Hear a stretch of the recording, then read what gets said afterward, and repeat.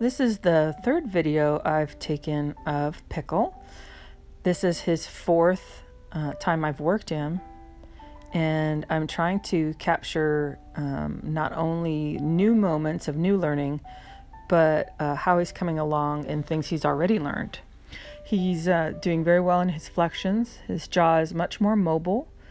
Every once in a while he twists the neck, but he's easily corrected in that. His action-reaction is much more clear in taking the contact. And that response right there, I don't mind, because one of the big issues with Pickle is that he wants to come behind the vertical very, very much and bend at C2-3 instead of flexing the pole only. Research has shown that overflexion and flexing at C2-3 can mean a lot of damage to the ligaments and muscles surrounding that joint. It's not a good position for horses, and it's not positive for their balance.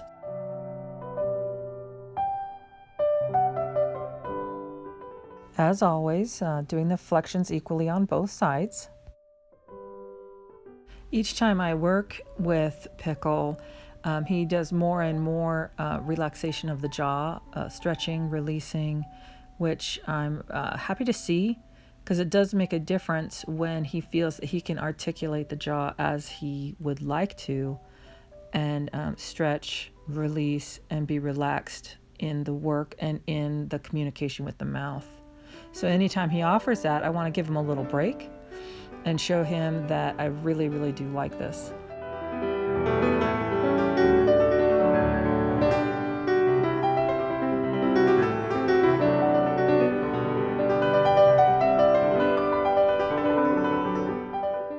He is often fairly tense when we start his ridden work. I like to use a full flexion, making sure he is not twisting the neck or the pole, followed by an extension of the neck to help him relax, stretch some of the muscles one side at a time, and let go of some of the tension. Right here, we're having a little bit of a clarifying discussion on when I take contact. I do not want you to give me the pole. I want you to stay open in your neck position and allow me to have this flexion without you folding the neck into a pole flexion. It is very difficult to talk to a wet noodle. And then he gets a little bit worried. He comes what would be considered above the hand, but it's hard for him to be above the hand if my hand is above his mouth. So I keep the contact in a high position on the corners of his lips. It is not painful and it's not confining. It's just letting him know that it's not going to go away. And here he's finally getting the idea. Flexion, quiet, stay in the contact. And then I will give back. Oh, but you do have to open the pole and take the contact forward and down for a correct neck extension.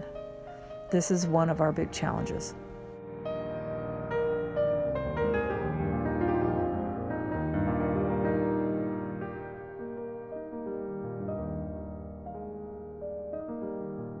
think it is fairly evident to see when he does release with the nose forward and how much relaxation that brings through his body.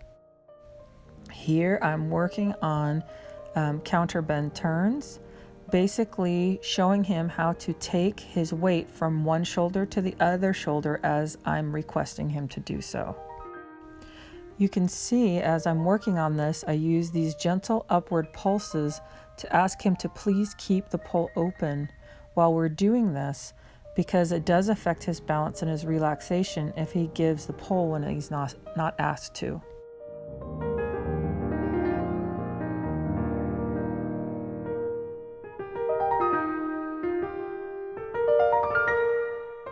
I want him thinking forward into the trot. Yeah, nice and level, same balance.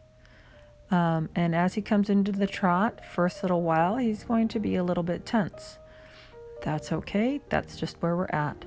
So I'm going to use a similar idea of flexions and neck extension to try to help him stretch and let go of some of this tension. Here I begin moving his weight over to the left shoulder. moving his weight left shoulder to right shoulder to left shoulder to right shoulder calmly and quietly helps to not only bring more symmetry to him should he favor one shoulder over the other, but can also help to relax them. After moving his weight from shoulder to shoulder, I will often ask him to extend the neck. Taking the time to achieve a neck extension with the nose in front of the vertical is very much worth it, because their whole body dynamic changes when they are in this position. Here is an excerpt from Philippe Carl's The Twisted Truths of Modern Dressage that explains why this working position is intrinsic to the foundation of every performance horse.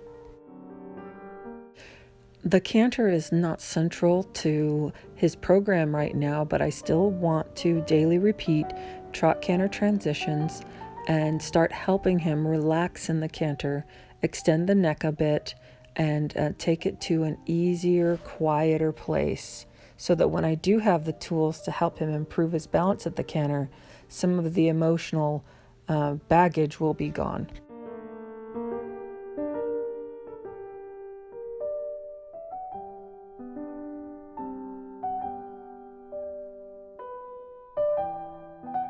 Again and again, I remind him, think forward with your contact and trust me.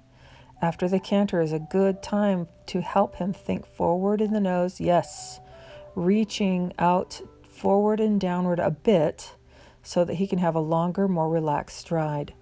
Now we're back to the canter in this direction. Obviously his balance will need improving, but my main concern now is relaxation and a bit more of a neck extension, because he contracts the neck in a high position, which is going to, of course, impact not only his balance, but the tension over his entire top line.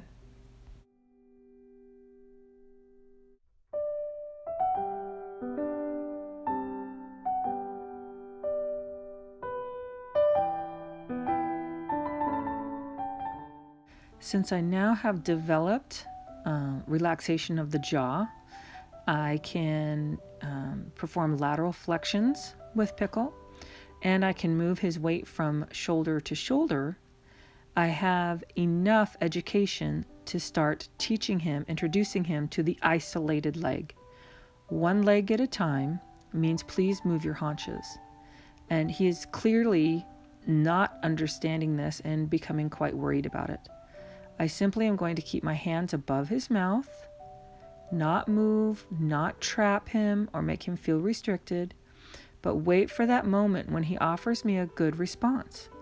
I'll reward that response and extend his neck to counter the tension effect of him raising his neck and contracting it so much. I'll keep working on this both ways until we have some clear understanding of when I want one leg to move his haunches. I use the same code of aids throughout their training from the beginning to the highest movements.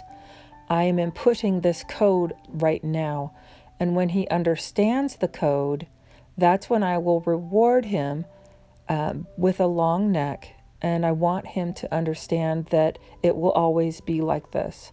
This helps with clarity, relaxation, and confidence in the horse. Right now, he simply doesn't understand the code. So it's my job to take the time to make sure he does.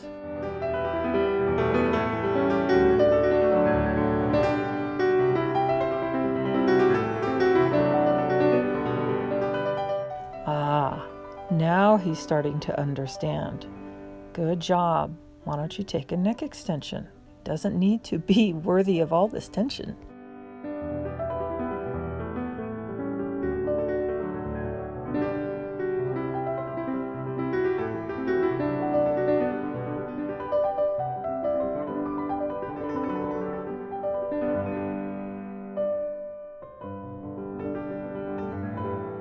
Now he's beginning to understand that I want to have separate aids for controlling the shoulders versus the haunches.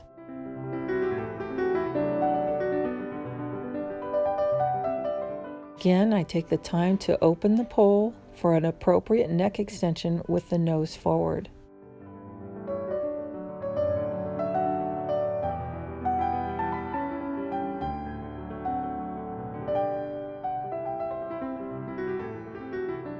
It's interesting here as he is really looking hard for exactly what I want from this division of aids.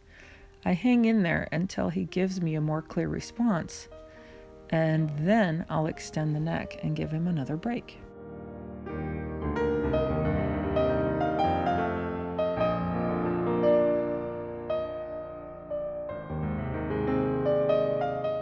Still reminding him to reach forward with his nose, open the pole.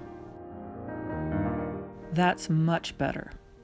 Here is a very nice first day shoulder in to the right. He's very clearly getting the idea of the code of the aids. I'm extremely pleased.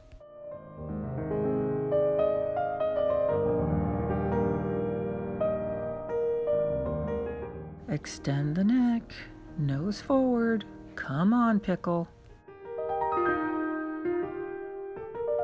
I find a new place where the pole flexion and hiding behind the bridle is going to cause a problem, and that's in the rein back. I don't want him to hide from me in the rein back. I want him to continue to be willing to talk to me through the contact. This is going to take some time, but I got a little bit more understanding of it before we ended the day.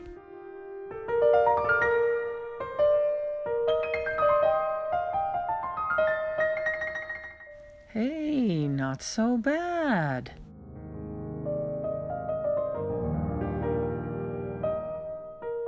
When I'm working with a horse that has a lot of emotion tied to being ridden, I like to take some time afterward and be with them should they have any kind of releases.